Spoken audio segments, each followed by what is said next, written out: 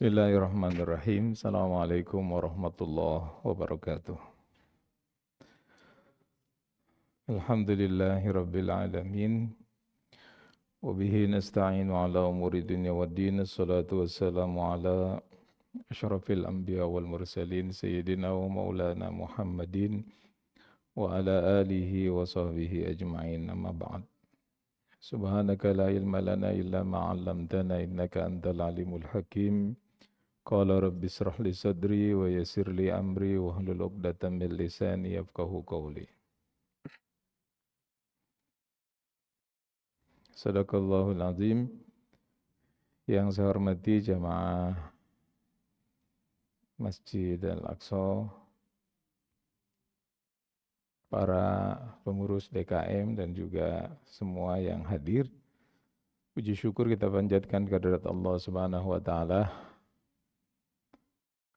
Malam hari ini Allah masih berikan kesempatan pada kita untuk mewujudkan salah satu ungkapan rasa syukur kita dalam bentuk ta'abbudan ilallah, dalam bentuk ibadah salat maghrib, yang insya Allah kehadiran di sini juga kita niatkan untuk menunggu salat isya berjamaah. Sehingga tidak ada kata menunggu yang paling istimewa kecuali menunggu untuk datangnya waktu panggilan Allah Subhanahu wa taala. Malam hari ini kita membahas tentang adabul Islamiyah. Salah satu adab dalam Islam di dalam kitab Arba'in Nawawi pada hadis yang ke-15. Bismillahirrahmanirrahim. An Abi Hurairah radhiyallahu an. Dari Abu Hurairah radhiyallahu an, semoga Allah Subhanahu wa taala meridainya. Anna Rasulullah sallallahu alaihi wasallam qala.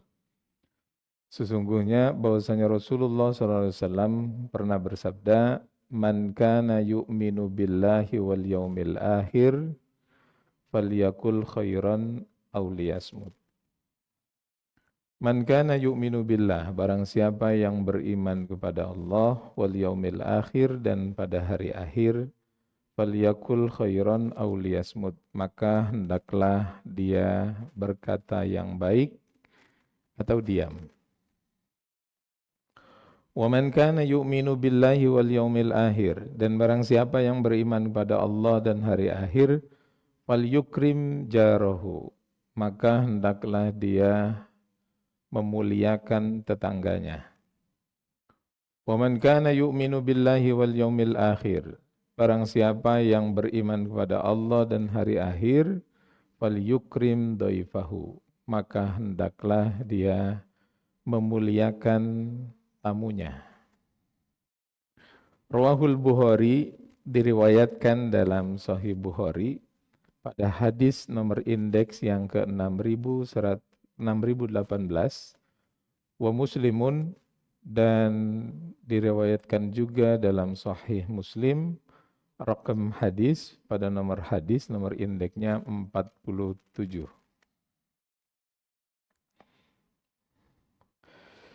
Qauluhu, ucapan Rasulullah SAW, man kana yu'minu billah wal yaumil akhir, barang siapa yang beriman kepada Allah dan hari akhir, yakni, kata si pensarah hadis ini, Imam Al-Hafidh Syekh Islam Muhyiddin Abi Zakaria Yahya bin Syaraf, atau yang biasa dikenal dengan Imam Nawawi, pensyarah kitab Sahih Bukhari.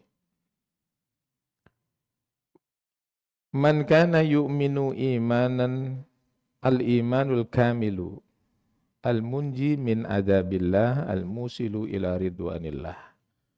Barang siapa yang beriman kepada dengan iman yang sempurna, dengan iman yang paripurna, itu bisa menyelamatkan keimanannya itu dari azab Allah Subhanahu wa taala sekaligus dengan keimanan yang sempurna itu al-musilu ila ridwanillah, bisa menyampaikan dia pada keridhaan Allah Subhanahu wa taala. Falyakul khairan aw liyasmut, maka hendaklah dia berkata-kata yang baik atau dia diam. Sebab kalaupun seseorang itu diminta berujar, kan di antara semua kalimat, ya, di antara semua ucapan, maka ucapan yang tertinggi itu adalah kalamullah atau firman Allah Subhanahu wa taala. Yang kemudian firman itu didefinisikan dengan Al-Qur'an sebagiannya, ayat-ayat yang maktub, yang tertulis, dan ada ayat-ayat yang disebut dengan ayat kauniyah, kaun. Alat ayat yang berupa alam raya ini. Dan semuanya itu disebut kalimat. Ya, disebut kalimat. Dan kalimat ini kalau didefinisikan dalam Al-Qur'an, al-muta'abbadu bitilawati. Bernilai ibadah membacanya bagi kalamullah. Tapi kalam Rasul atau yang bernilai sabda beliau itu tidak dianggap muta'abbad, tidak dianggap beribadah dalam membacanya, tetapi dia atau ucapan Rasul itu wa ma yantiqu anil hawa in huwa illa wahyu yuha. Digambarkan seperti itu oleh Allah Subhanahu wa taala. Apa yang diucapkan oleh Rasul itu bukan berdasarkan hawa nafsunya. In huwa illa wahyu yuha, tapi dia adalah, atau Rasul kalau ngomong itu berdasarkan wahyu yang memang diwahyukan pada beliau. Sehingga masyhur di kalangan kita itu, kalimat yang paling tinggi itu adalah kalamullah atau firman Allah Subhanahu wa taala. Setelah itu ada ucapan Rasul yang redaksinya dari Rasul tapi maknanya dari Allah. Itu yang kemudian disebut dengan hadis qudsi. Dan ada yang disebut dengan hadis. Kadang juga disebut dengan sunnah. Kalau terlalu umum itu disebut riwayat. Karena riwayat itu bisa siapa saja yang mengucapkan itu. Ya, kalau itu terkait dengan para sahabat disebutnya khabar. Kalau itu terkait dengan tabi'in kadang dinamakan asar. Ya. Maka kalimat yang kemudian redaksinya dan alur berpikirnya dari Rasul sendiri itu disebutnya hadis.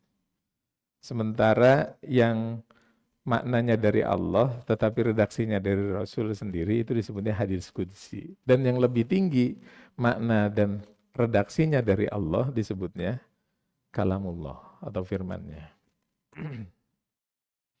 Nah, selebihnya dari itu ucapan-ucapan kayak omongan kita itu menjadi omongan biasa. Kira-kira omongannya itu omongan yang tidak bernilai.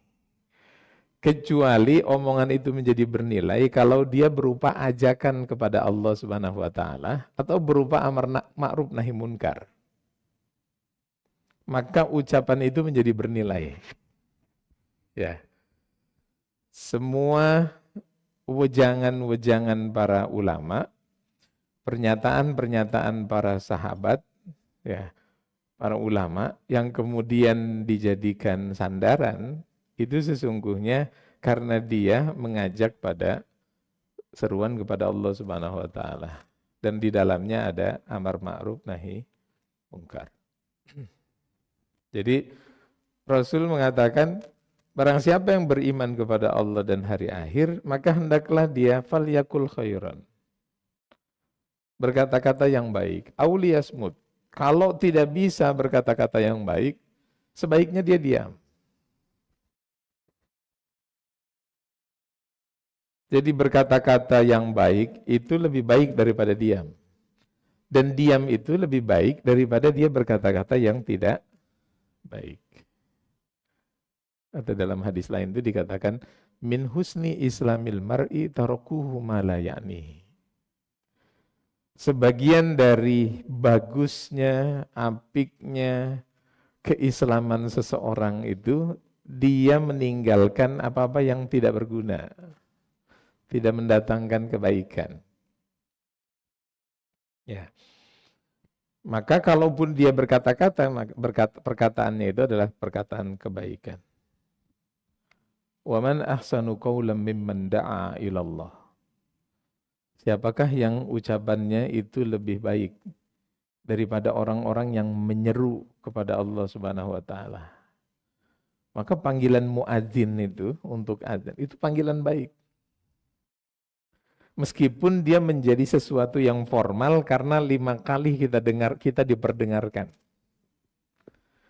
Panggilan seorang muadzin, dia tidak memanggil apapun kecuali yang baik. Nyuruh orang sholat, ya, mengajak orang hayya 'alas sholat, mari kita sholat. Hayya 'alal falah, mari kita menuju kemenangan, kebahagiaan, kesuksesan. Itu kan ucapan-ucapan yang baik.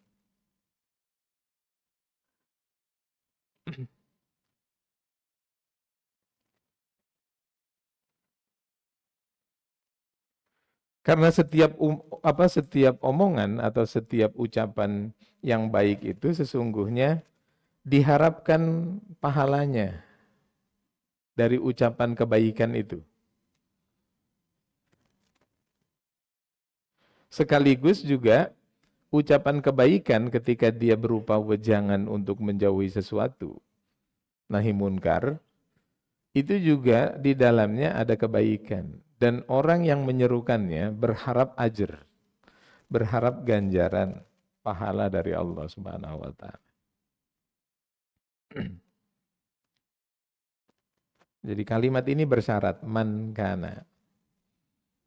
Ya. Barang siapa yang beriman pada Allah dan hari akhir,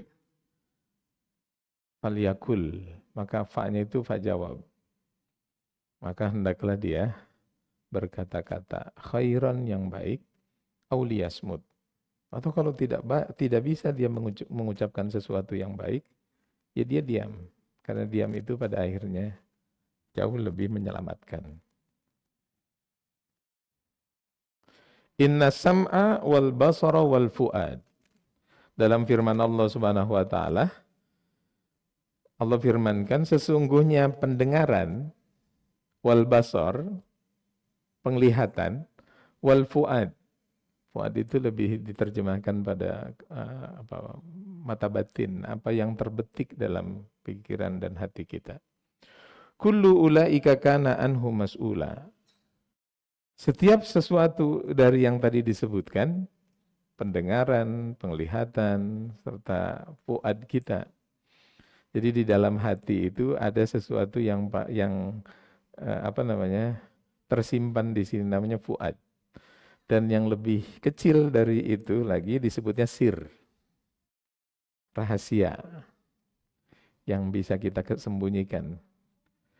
Kan kalau pendengaran, ya telinga kita sebagai alat mendengar itu masih bisa dilihat. Begitu juga ucapan-ucapan kita masih bisa didengarkan oleh orang lain. Penglihatan kita juga begitu. Tapi yang terbetik dalam hati itu juga ulaika kana anhu mas'ula. Semuanya akan dimintai pertanggungjawaban. Ya. Jadi ucapan-ucapan kita, candaan-candaan kita itu akan dimintai pertanggungjawaban. Bahkan dalam hadis qudsi yang lain dikatakan sesungguhnya seluruh anggota tubuh kita itu akan meminta pertanggungjawaban dari lisan kita. Ya, akan meminta pertanggungjawaban dari lisan kita. Jadi bisa dibayangkan kalau setiap hari tangan kita itu akan merasa ketar-ketir. Kira-kira lisan itu ngomong apa nanti? Ya. Kaki kita juga merasa ketar-ketir. lisan itu akan ngomong apa. Sebab kalau dia terpleset, bisa jadi berapa banyak orang salah dalam berkomunikasi atau menangkap komunikasi. Kan terkadang kita membaca saja itu masih bisa salah. Karena orang yang memesankan sesuatu lewat tulisan, yang kemudian dibaca orang, kalau intonasinya berbeda saja, maka pesan itu juga akan menjadi beda ditangkapnya. Nah, kalau orang niat untuk bercanda, menghina seseorang tapi ditujukan karena bercanda, karena sebab awalnya memang dia bercanda, tapi kemudian diterima oleh pihak lawan dengan candaan itu dengan serius, kan yang beresiko kemudian, misal kalau itu hanya di tingkat kita omongan begini mungkin biasa, tapi kalau itu di tingkat, misal di tingkat artis, tingkat pejabat, yang kemudian gengsinya naik, tidak terima itu, dibawa ke pengacaranya, diperkarakan. Urusan apa tangan kita? Gitu. Urusan apa badan kita? Urusan apa kaki kita? Dia kan nggak tahu apa-apa. Hanya karena kepleset lisan saja. Ya, harus menanggung resiko ganti kerugian imaterial, menanggung resiko apalagi pencemaran nama baik dan lain sebagainya. Hanya gara-gara ucapan yang orang mengatakan lidah tak bertulang. Ya. Maka Rasul mengatakan itu, barang siapa yang beriman kepada Allah dan hari akhir, falyakul khairan. Maka hendaklah dia berkata-kata yang baik. Auliyasmut, atau dia diam. Nah, dalam kondisi seperti itu, diam itu menjadi emas. Diam itu menjadi baik.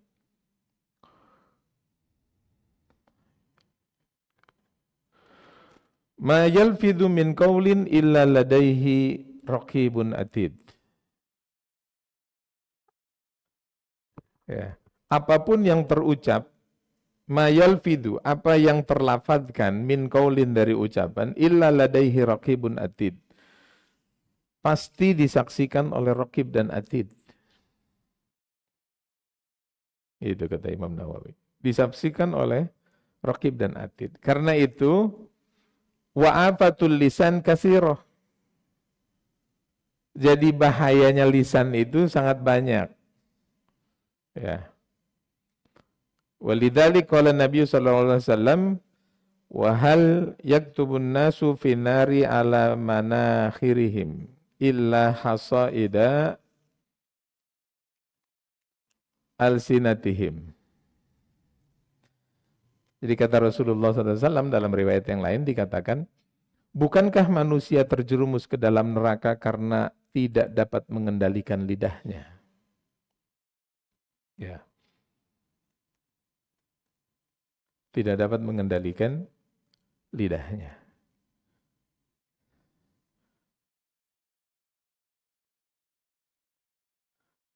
Kullu kalam ibni Adam alaih. Dikatakan dalam riwayat, ya, disabdakan, Rasul juga bersabda dalam riwayat yang lain. Kullu kalam ibni Adam alaih. Setiap ucapan anak Adam itu, resikonya ditanggung sendiri. Artinya atas tanggungan orang yang mengucapkannya. Illa dzikrullah, kecuali zikir kepada Allah Subhanahu wa taala. Wa amrun bil ma'ruf wa nahyu anil munkar. Kecuali zikir kepada Allah Subhanahu wa taala atau menyebut Allah, menyuruh berbuat yang ma'ruf dan mencegah kemungkaran. Kullu kalam ibni Adam alaih. Setiap ucapan anak Adam itu menjadi tanggung jawabnya sendiri. Artinya menjadi tanggung jawab kita. Kecuali zikrullah. Jadi kalau orang mengucapkan tasbih, tahmid, kan sesungguhnya ucapan itu tidak terlahir dari kita sendiri. Artinya kita mengucapkan alhamdulillah, itu pun diajarin sama Allah. Ya. dengan memuji Allah atau alhamdulillah, segala puji bagi Allah Subhanahu wa taala. Jadi untuk memuji Allah sendiri, Allah mengajarkan kepada kita melalui Nabi Nabi Muhammad sallallahu alaihi wasallam.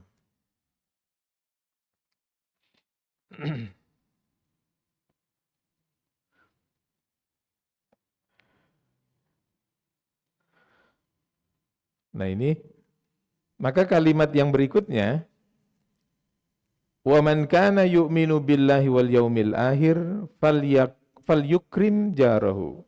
Barang siapa yang beriman kepada Allah dan hari akhir, maka hendaklah dia memuliakan tetangga.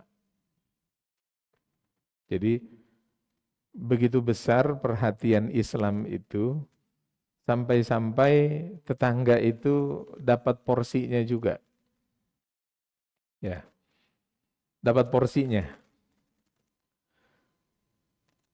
Fal yukrim jaroh awi fal yukrim doifah. Hadis yang lanjutan hadis itu, barang siapa yang beriman kepada Allah dan hari akhir, fal yukrim doifah, maka hendaklah juga memuliakan tamunya.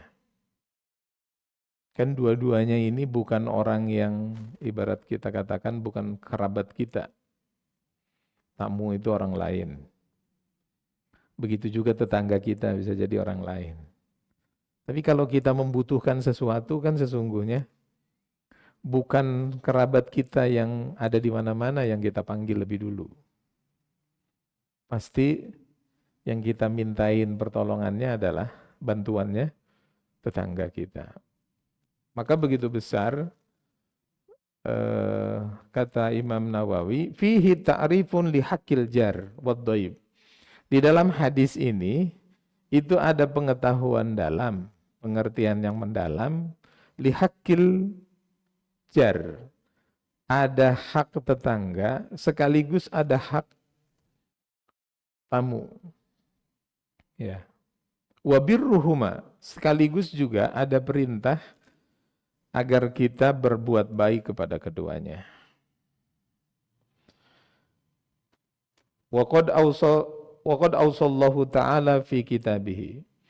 Allah Subhanahu wa taala telah berwasiat di dalam kitabnya bil ihsan ila jar, agar berbuat baik pada tetangga. Wa qala, dan Rasulullah SAW bersabda, ma zala Jibrilu alaihi salam yusini bil jar hatta dzanantu annahu sayurasuhu. Di dalam riwayat Imam Bukhari fi adabi babil wasiat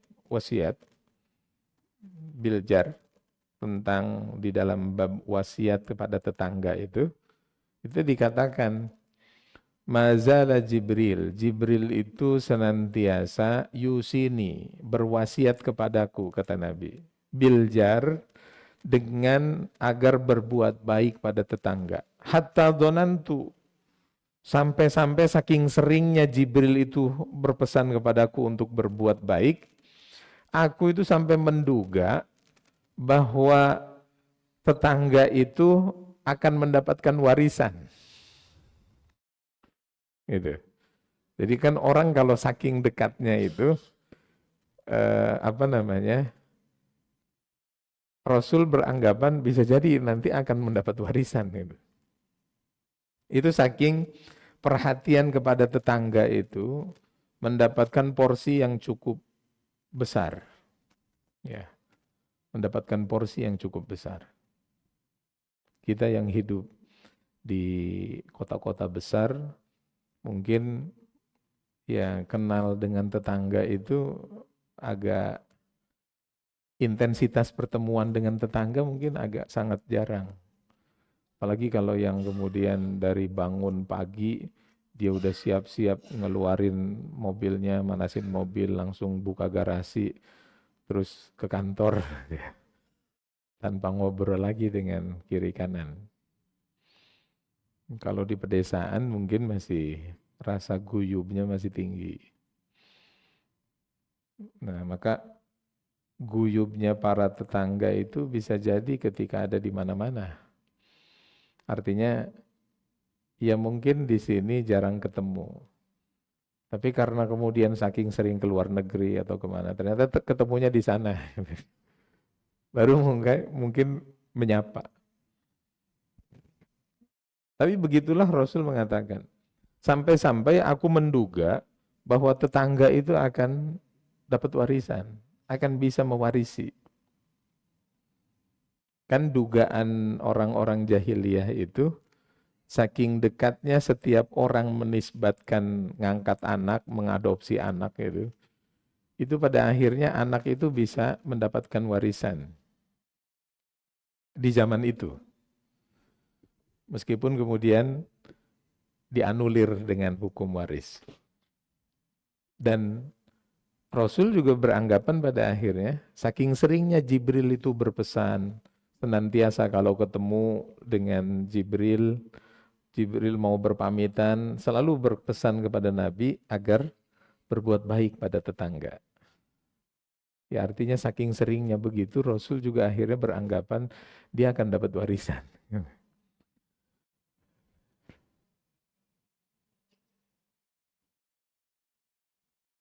Wadhiyafah, demikian juga tamu. Berbuat baik pada tamu itu minal Islam. Menjadi bagian dari ajaran Islam yang di sini dimasukkan pada adabu Islamiyah. Adab seorang muslim, adab dalam Islam salah satunya adalah memuliakan tetangga dan memuliakan tamu. Wa khalqan nabiyyin, dan termasuk dari akhlak para nabi wassalihin dan orang-orang yang soleh. Jadi ini memang berbuat baik pada tetangga, berbuat baik pada tamu, itu bagian dari akhlak kenabian. Dan orang-orang soleh juga melakukan itu. Misalnya, kalau tamu itu harus dijamu, Nabi Ibrahim itu dalam riwayat hidupnya itu tidak pernah makan kecuali ngundang orang. Gitu. Jadi harus ngundang orang. Jadi makan itu memang cita rasanya akan berbeda kalau dia kondisi kita makan itu di tengah banyak orang. Ya. Maka kerumunan-kerumunan apapun, kenikmatan itu ternyata kalau dirasakan kalau bersama-sama. Kan sederhana aja. Rasul itu pernah meminta sesuatu, mungkin karena membanding-bandingkan. Nabi-nabi terdahulu itu mukjizatnya hebat-hebat. Sesuai dengan apa yang kemudian pernah dilakukan oleh nabi-nabi tersebut. Tapi kemudian ketika Rasul meminta sesuatu yang istimewa, Nabi itu kemudian ditegur oleh Allah Subhanahu wa taala. Dan negurnya itu dengan sesuatu yang nikmat keseharian. Ya. Dulunya kamu itu yatim, gitu. Kemudian dulunya kamu sesat dan diberi petunjuk. Ya. Wa wajadaka dhallan fahada. Wa wajadaka ailan fa'aghna. Fa ammal yatima fala taqhar wa ammas sa'ila fala tanhar. Jadi nikmatnya itu kemudian keistimewaan Rasul dengan semua kenikmatan-kenikmatannya itu ternyata nikmat terbesar itu sesungguhnya ada pada kualitas hidup sehari-hari. Ya, pada kualitas hidup sehari-hari. Kita itu kan kadang juga memang terobsesi dengan cita-cita kita. Pengennya itu harusnya begini, begini, begini. Sehingga kemudian Allah itu kita paksa-paksa dalam doa kita untuk mau menuruti kemauan kita. Tapi ternyata sesungguhnya nikmat-nikmat yang dekat, it'amut ta'am, ya, mut'imil ji'an, ngasih makan orang-orang yang kelaparan, memberi makan orang-orang yang kelaparan, atau memberi makan orang yang sedang berpuasa, dan lain sebagainya. Fatiris samawati wal ar wa huwa yut'im wa la yut'am. Dalam surat Al-An'am itu dikatakan. Salah satu sifat Allah Subhanahu wa taala, Dia yang menciptakan langit dan bumi. Wa huwa yut'im wa la yut'am. Dia yang memberi makan dan tidak diberi makan. Maka kalau kita ada di Mekah, ada di Madinah, itu orang muhsinin itu, orang yang berbuat baik. Itu bisa, kalau dalam bahasa kita mungkin bisa jor-joran. Ibaratnya ngasih nasi kotak atau ngasih air dan lain sebagainya. Itu enggak 1-2 dus. Enggak 10-50 box. Satu kontainer. Ya. Satu kontainer ditanggung oleh satu orang. Hanya untuk mendapatkan kualitas muhsinin tadi. Ya. Ya kalau kita di sini mungkin masih mikir-mikir berapa yang harus dikeluarkan dan lain sebagainya. Hanya untuk memuliakan tamu kita. Sehingga saking tersohornya Nabi Ibrahim itu, tapi Nabi Ibrahim juga dalam riwayat lain ada juga kelemahannya. Kelemahannya misalnya dalam salah satu riwayat, Nabi Ibrahim itu pernah ada seorang tua renta kafir, seumur-umur bermaksiat kepada Allah Subhanahu wa taala, terus minta makan pada Nabi Ibrahim. Lalu Nabi Ibrahim nagih, kamu boleh makan, silahkan makan. Tapi syaratnya kamu harus beriman kepada Allah. Sehingga orang itu kemudian tidak mau. Buat makan aja kok pakai bersyarat. Kan kata kita, menurut kita, kalau kita ngajak orang seperti itu, cakep. Gitu. Tapi ternyata ketika orang itu menolak dan tidak mau, Nabi Ibrahim ditegur oleh Allah Subhanahu wa taala. Wahai Ibrahim, engkau yang baru kedatangan sekali aja orang itu, pelaku maksiat, kok minta syarat? Aku yang udah 70 tahun ngasih dia makan, itu nggak minta apa-apa. Kira-kira kamu yang minta apa? Baru neraktir sekali aja, dia minta traktir ngasih makan gitu. Kok pakai minta syarat?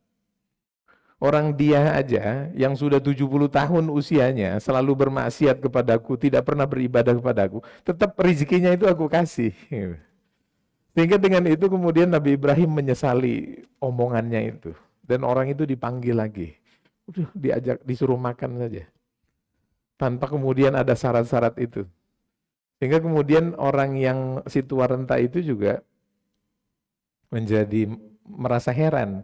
Kok tadi bersyarat sekarang jadi enggak? Gitu. Sekarang jadi enggak. Kenapa begitu? Ternyata Tuhannya menegur itu.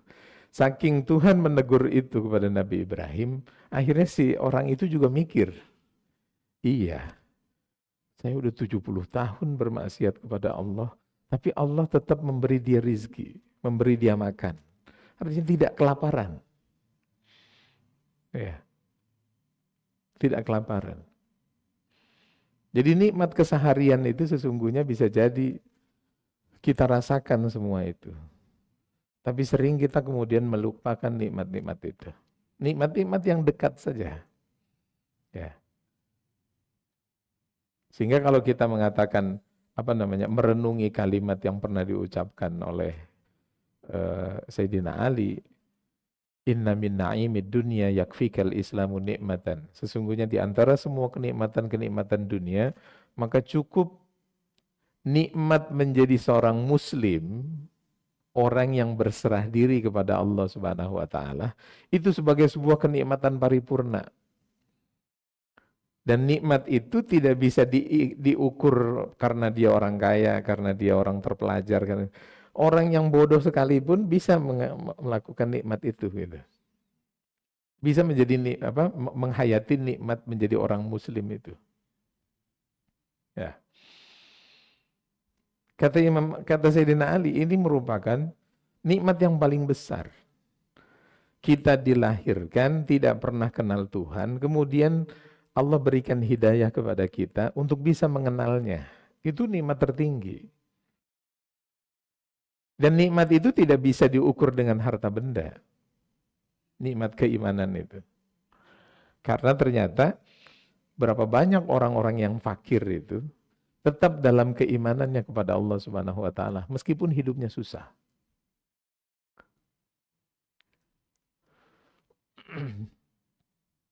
Ya.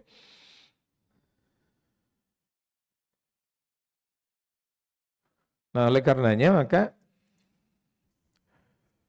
beberapa hal yang menjadi adab dalam Islam ini setidak-tidaknya menjadi bahan perenungan kita bahwa seseorang itu tidak dianggap atau tidak beriman dengan keimanan yang sempurna kalau dia tidak bisa berkata-kata yang baik.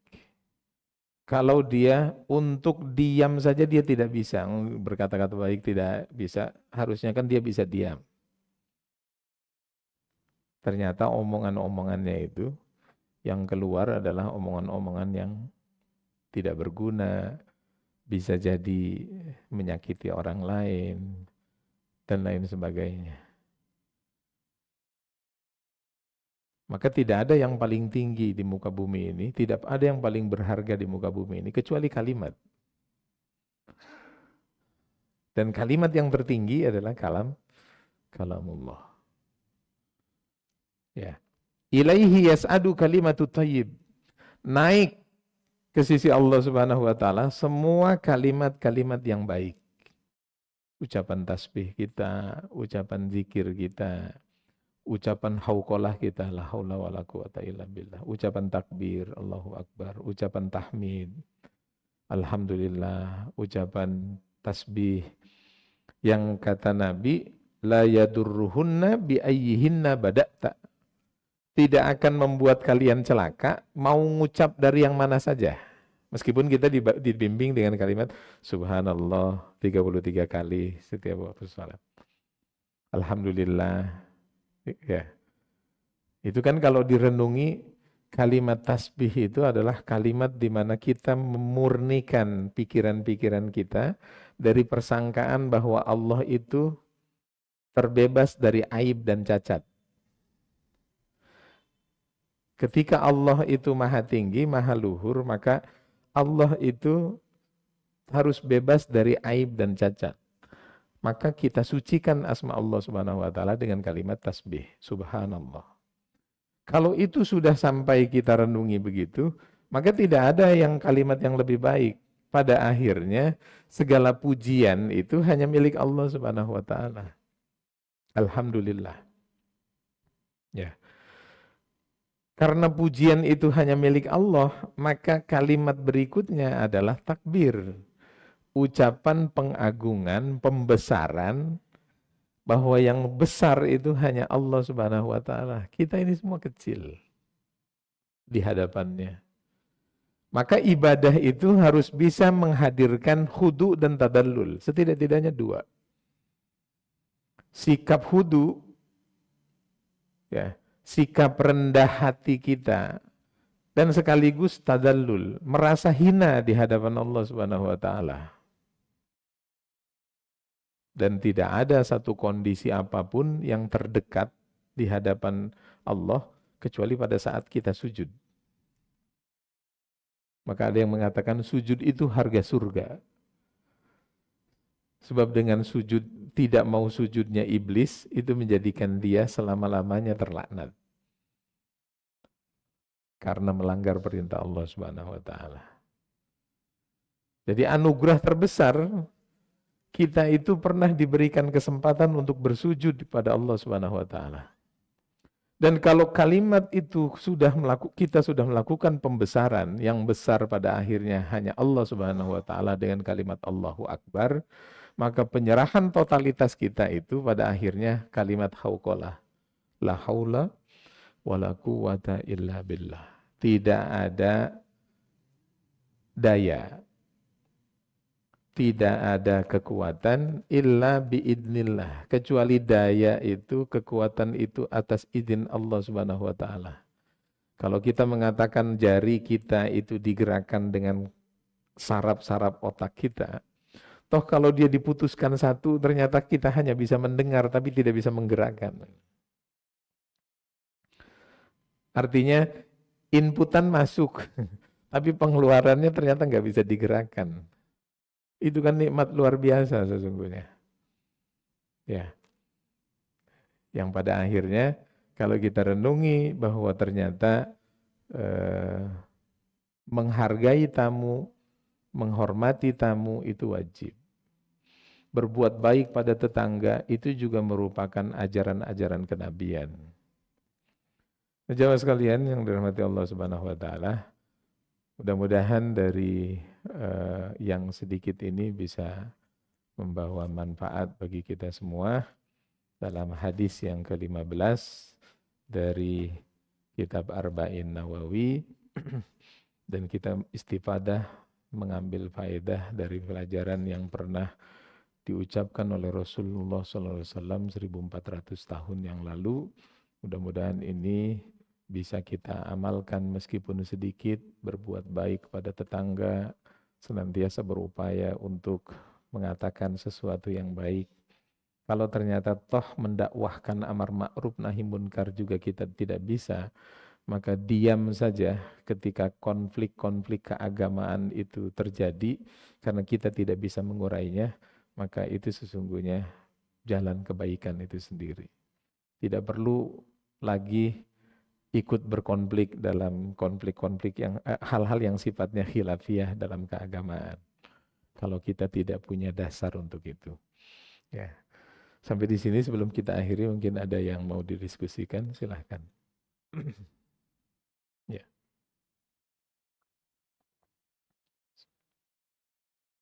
Bismillahirrahmanirrahim. Assalamualaikum warahmatullahi wabarakatuh. Izin Pak Ustadz bertanya. Assalamualaikum warahmatullahi wabarakatuh.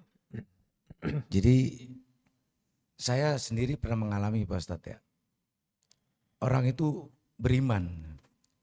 Dia baik, sedekah istilahnya. Terus dia tidak melaksanakan perintah Allah, tapi semacam sholat, puasa, dan juga mungkin zakat juga. Tapi istilahnya pergaulannya baiklah, dan juga menjaga ucapan yang tadi dikatakan Pak Ustadz itu kan, orang yang beriman itu kan menjaga lisannya ya, seperti itu. Dan tidak bisa mengatakan kata-kata yang tidak baik. Apakah orang itu termasuk bertakwa atau tidak Pak Ustadz? Terima kasih. Assalamualaikum warahmatullahi wabarakatuh. Waalaikumsalam warahmatullahi wabarakatuh. Iya.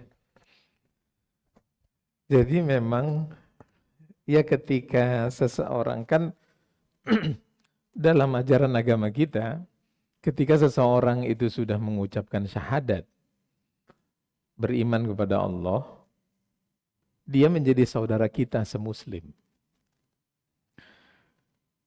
Perkara kemudian secara ideal, dia belum ideal, belum melakukan sholat, belum melakukan puasa, dan lain sebagainya. Seharusnya yang ideal, konsekuensi dari keimanan seseorang bersyahadatnya itu, dia harus ngerti konsekuensi syahadat. Justru karena Abu Jahal, Abu Lahab sadar betul bahwa Muhammad itu membawa ajaran agama baru dan secara sosial kalau dia bersyahadat kepada Nabi Muhammad berarti saya tunduk dong kepada Nabi. Kan kalimat keimanan itu pada akhirnya harus mengejawantah dengan sikap wa qalu sami'na wa ata'na. Kami mendengar dan kami patuh. Sadar betul Abu Lahab, kalau saya bersyahadat berarti saya tunduk dengan Muhammad, maka saya tidak mau. Nah ini ada orang di tengah-tengah kita, dia beriman, tapi tidak mau sholat, tidak mau bayar zakat, tidak mau berpuasa, dan lain sebagainya. Yang penting berbuat baik saja kepada orang. Ya, berbuat baik saja, itu tidak cukup. Gitu.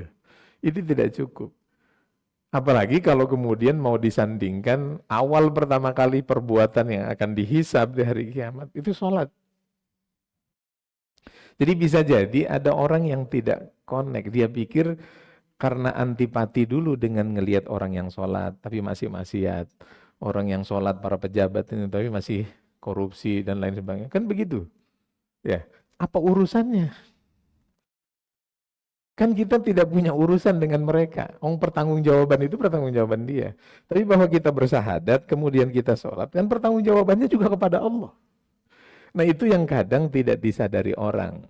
Sehingga kemudian dia antipati dengan ajaran Islam karena melihat muslimnya.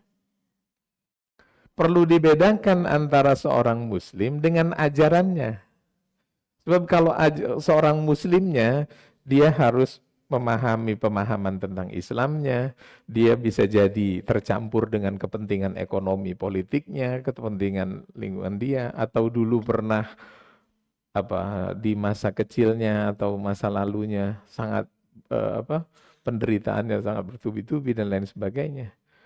Sehingga hal-hal yang seperti itu, yang penting saya berbuat baik saya kepada orang, itu nggak cukup.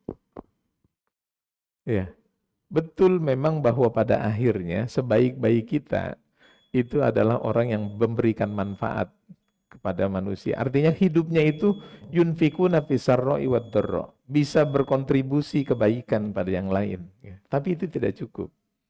Ya. Justru karena keimanan itu, iman kepada Allah itu menjadi prasyarat. Gitu. Dan cuman kadang kita sering mengukur itu dengan seolah-olah kalau kita sudah sholat pasti diterima dan itu menyebabkan kita masuk surga. Enggak. Sebab kalau ukurannya sholat dan menyebabkan sholat itu kita masuk surga, Siti Khadijah itu tidak sholat. Ya, karena perintah sholat itu turun setelah Siti Khadijah wafat. Iya kan? Gitu. Jadi keimanan itu memang membutuhkan tadi tahapan itu yang banyak. Dan dikatakan din, agama, ada beberapa makna. Dia bisa bermakna beban, dia bisa bermakna dain, hutang. Hutang itu kan beban. Agama ini bisa menjadi beban bagi kita karena menjalankan syariatnya itu. Tapi syariat ini adalah konsekuensi dari syahadat yang kita ucapkan. Itu Pak ya. Jadi tetap kalaupun orang itu dianggap orang bertakwa, ada sedikit ketakwaan sama dia. Gitu. Orang yang dulu pernah bermaksiat kepada Allah pun akan tetap masuk surga kata Allah. Selama dia hidupnya dulu pernah punya sekecil biji dzarrah dari keimanan. Ya. Tapi kemudian jangan itu dijustifikasi sebagai gitu ya. Oke, baik. Saya kira itu dan mari. Oh, masih ada. Silakan. Ini selama ini Ustaz, masa-masa yang lalu, apakah masih ada jalan terbuka untuk menghapus kesalahan-kesalahan kita selama ini Ustaz?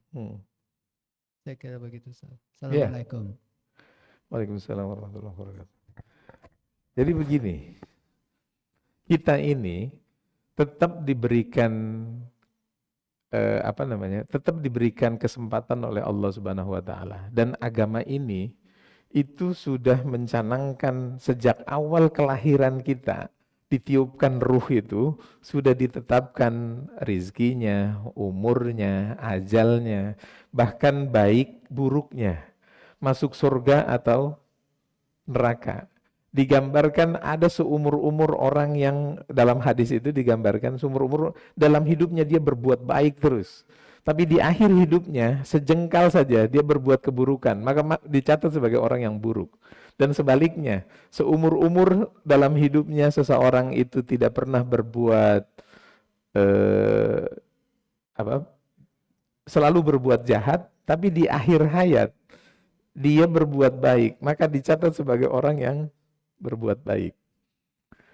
Nah, hadis itu ingin mengajarkan kepada kita bahwa meskipun sekarang kita sudah bergelimang dosa, dan kemudian Allah itu masih memberikan kita nafas.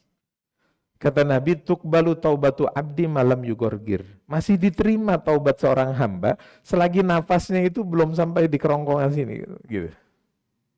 Jadi kalau orang sudah naza, itu udah nggak ada kesempatan taubat sudah. Nah kan kita masih sehat, maka positive thinking saja bahwa Allah masih mengampuni, memberikan kesempatan ampunan itu pada kita, gitu. Ya, jadi sebaik-baik kita itu, ya, kullu bani Adam khotta'un. Setiap anak Adam itu para pembuat kesalahan. Wa khairul khatta'in at-tawwabun. Tapi sebaik-baik orang yang salah itu adalah orang yang bertaubat. Gitu. Nah kan kita sering, saya udah tua ini, mana maksiat terus dulunya. Kira-kira taubat saya diterima atau enggak? Berhusnudzon saja kepada Allah Subhanahu wa taala. Toh napas juga besok masih hidup ternyata. Itu kan sebenarnya kesempatan kita untuk berbuat baik. Jadi kata Nabi, wa atbi sayyi'atal hasanata tamhu. Ikuti yang buruk-buruk di masa lalu itu dengan yang baik. Maka nanti orientasi yang baik ini itu jadi orientasi yang baik ini menjadi dominan dan yang buruk itu menjadi hilang. Kesalahan kita itu di masyarakat itu begini. Ada preman. Kita udah tahu nih setiap preman itu kesannya buruk. Selalu tidak pernah dekat dengan masjid dan lain sebagainya. Pokoknya dia begitu. Begitu dia mampir ke masjid ke sini, terus kita dehem. Ada angin apa nih? Gitu. Itu sesungguhnya akan mematikan potensi dia. Seumur umur saya di kampung nggak pernah ke masjid. Begitu di masjid didehemin orang. Udah besok saya nggak ke masjid lagi. Coba kalau kemudian dia disambut dengan baik. Bahwa ternyata dia masih punya potensi kebaikan. Besok datang lagi ya. Terus diajak bareng begini. Lama-lama orientasi di jalanannya itu akan pindah ke sini. Wa atbi'is sayyi'atal hasanata tamhu. Ikuti keburukan itu dengan kebaikan. Maka nanti kebaikan itu bisa menghapus yang buruk-buruk. Jadi saya kira selagi nafas masih belum sampai di kerongkongan sini, artinya belum nazak gitu. Kita masih diberikan kesempatan oleh Allah Subhanahu wa taala untuk bertaubat. Saya kira itu ya, Pak. Ya. Baik, mari sama-sama kita akhiri dengan berdoa. Bismillahirrahmanirrahim. Alhamdulillahirabbil alamin. Allahumma shalli ala sayidina Muhammad wa ala ali sayidina Muhammad. Allahumma aghnina bil ilmi wa zayyinna bil hilmi wa akrimna bit taqwa wa jammilna bil afiyah. Allahumma zidna ilman nafi'ah wa amalan mutaqabbala wa dhanban maghfura. Allahumma faqihna bid-din wa 'allimna ta'wil. Allahumma faqihna bid-din wa 'allimna bit-ta'wil. Allahumma faqihna bid-din wa 'allimna bit-ta'wil. Rabbana atina fid dunya hasanah wa fil akhirati hasanah wa qina adzabannar. Wa sallallahu ala sayyidina Muhammad walhamdulillahi rabbil alamin. Wallahu a'lam bishawab. Hadanallahu wa iyyakum ajma'in. Assalamualaikum warahmatullahi wabarakatuh.